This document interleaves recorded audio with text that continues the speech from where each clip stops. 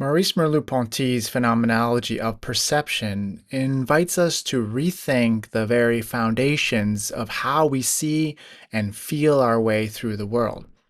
As one of the seminal works in 20th century philosophy, it challenges conventional understandings of perception by emphasizing the essential role of the body in shaping our experience of the world. Merleau-Ponty argues that perception is not merely a passive reception of sensory data, but an active bodily engagement with our environment. This perspective stands in contrast to both intellectualist and empiricist views, which often reduce perception to mere cognitive processes or sensory inputs. At the heart of Merleau-Ponty's philosophy is the notion that our bodies are not just biological entities, but are fundamentally intertwined with our consciousness and existence. He introduces the concept of the lived body, which acts as a mediator between the self and the world, enabling us to experience phenomena in a meaningful way.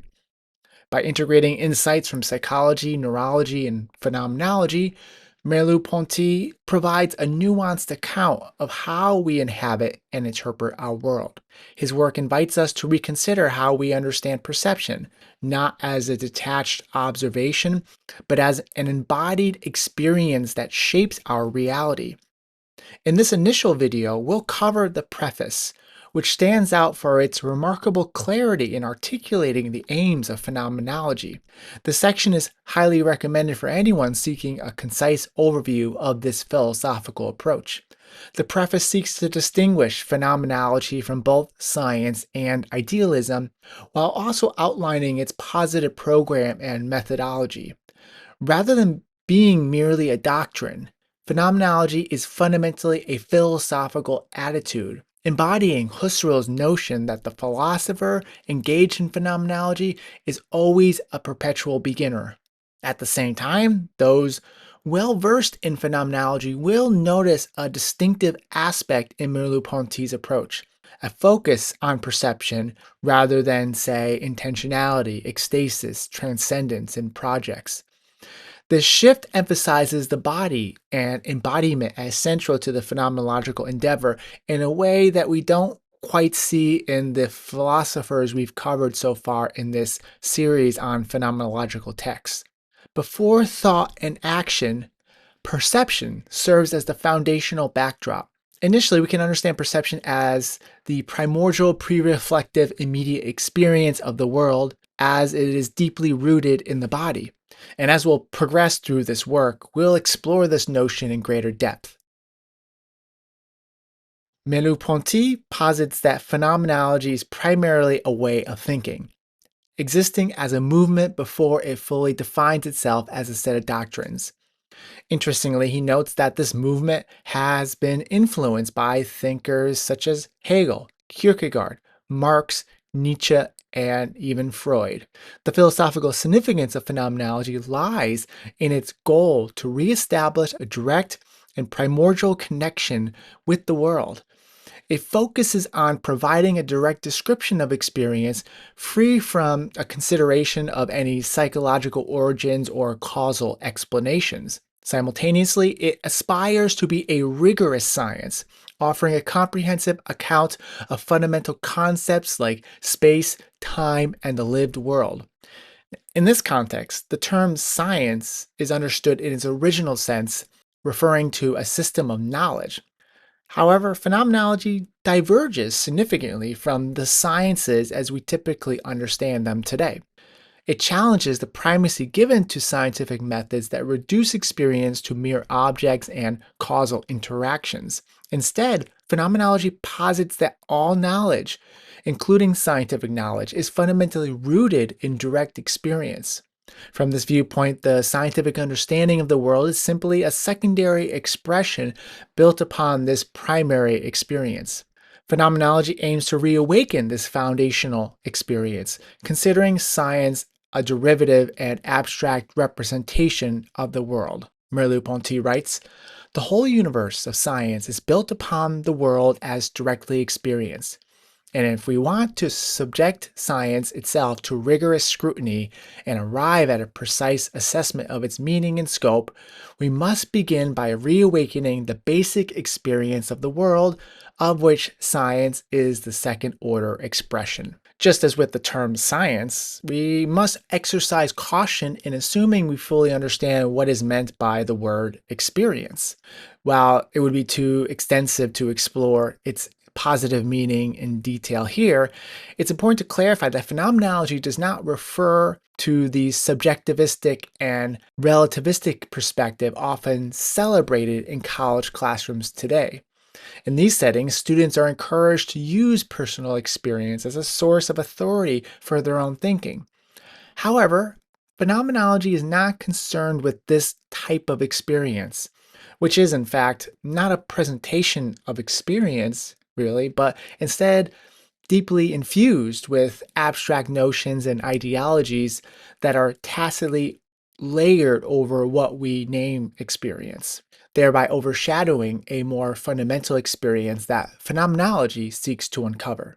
Phenomenology also stands in contrast to idealist approaches, particularly those of Descartes and Kant. While phenomenology might initially seem akin to idealism, it challenges the dualism of subject and world inherent in idealist philosophies. It argues that the analytical reflection of sensory data, as discussed by idealists, reconstructs rather than accurately describes experience. And so instead of focusing on the subject's synthesizing activity, phenomenology emphasizes the object's inherent unity, aiming to describe what constitutes it within the inseparable relationship between consciousness and the world. Thus, phenomenology does not prioritize external objects nor internal categories. Instead, it considers the perceiving human as fundamentally situated within the world they inhabit and understand. The world serves as the setting for human existence, with perception as the backdrop for all thoughts and actions within that world. Phenomenology seeks to restore the original fundamental unity of perception and world, fulfilling Husserl's call to return back to the things themselves. Okay, so how do we achieve this? The answer lies in the fundamental method of phenomenology, the reduction. Merleau-Ponty draws on Finck's formulation, describing the reduction as wonder in the face of the world. This method is not about withdrawing from the world to observe it objectively, like a detached spectator. Instead, it guides us back to the strange and paradoxical world as it is revealed to consciousness. And yet, for this reason, a complete reduction is an unattainable ideal, one that we have to continuously re examine. And following Husserl, this then entails identifying various types of reductions, such as the transcendental reduction and the eidetic reduction. The term transcendental might initially evoke thoughts of the idealism that phenomenology is critiquing. So, how does phenomenology distinguish itself from Kantian philosophy, which also uses this word transcendental? It's crucial to understand the unique way these terms are used in phenomenology. For Kant, transcendental refers to the conditions that make knowledge possible, the a priori structures of the mind that shape our experience of the world. In contrast, phenomenology uses transcendental to refer to the intentional structures of consciousness. So, how is that any different? Intentionality is not an epistemological concept, but an existential one. It pertains to how consciousness is directed towards something in the world. As such, according to Merleau-Ponty, intentionality underscores the situatedness of human existence in the world, aligning with Heidegger's concept of being in the world. And we should note here that in this preface, Merleau-Ponty links Heidegger back to Husserl in a very close manner that may be surprising to some. The transcendental reduction involves two key steps. First, bracketing or suspending our natural attitude and judgments about the existence of the external world. Second, returning to the originating source of experience within intentional consciousness as it is situated in that world. The exploration of intentionality focuses not on a priori categories that create reality, but on how consciousness actively imparts meaning to reality. that is, the world as meaning, within which consciousness is always already situated.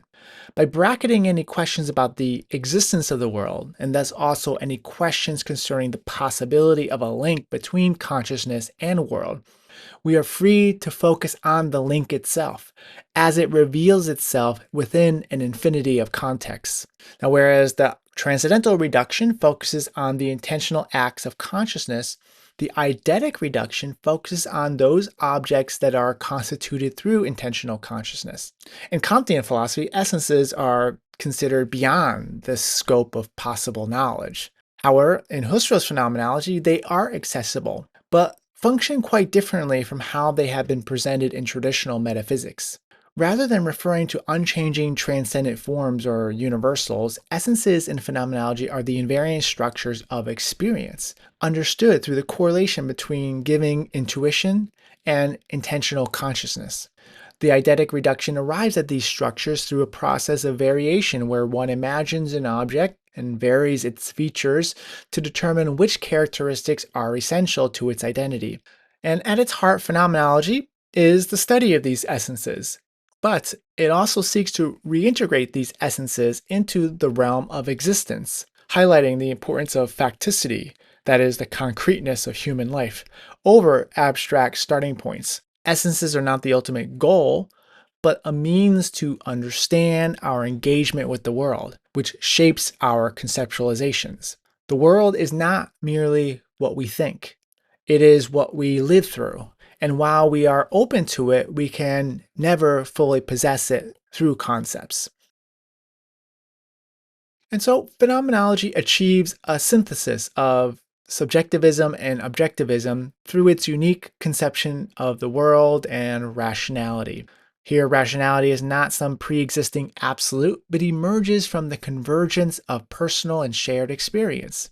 The phenomenological world is not pure being, it is the meaning unveiled at the intersection of diverse experiences that's inherently linked to both subjectivity and intersubjectivity. This approach enables philosophers to understand the world, others, and themselves without turning those insights into some kind of static entities or reified concepts. The only pre existing logos is the world itself, with phenomenology as philosophy being an integral part of this world.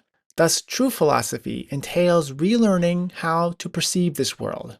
And in this sense, phenomenology as a revelation of the world provides its own foundation. It is sustained by making contact with the world out of which that very philosophy emerges and through which rationality is always embodied. At the same time, philosophy as radical reflection through phenomenology must relentlessly question itself and engage in an infinite dialogue with the world, never presuming its ultimate direction. This unfinished nature of phenomenology is not considered a failure, but is instead an inherent aspect of its task, which is to reveal the mystery of the world and reason, leading us, as Fink suggests, to encounter wonder in the face of the world. Now, in the next video, we'll turn to the introduction of the phenomenology of perception, which is entitled Traditional Prejudices and the Return to Phenomena. Thank you for making it to the end. To support this work, some ways you can do that include liking and sharing this video, subscribing to the channel, and you can also support it financially through the Super Thanks button down here on YouTube and on Patreon, where I offer video transcripts, unedited materials, and prioritize questions and comments here on YouTube. The link is below. I want to thank the following for already supporting this work over on Patreon. So I'm looking forward to starting up a new text. I'm very excited for this one as it's been requested by several people, and it's a critical text that continues to have significant importance to contemporary philosophy, but also areas as broad as political theory and neuroscience even. So until next time, be well.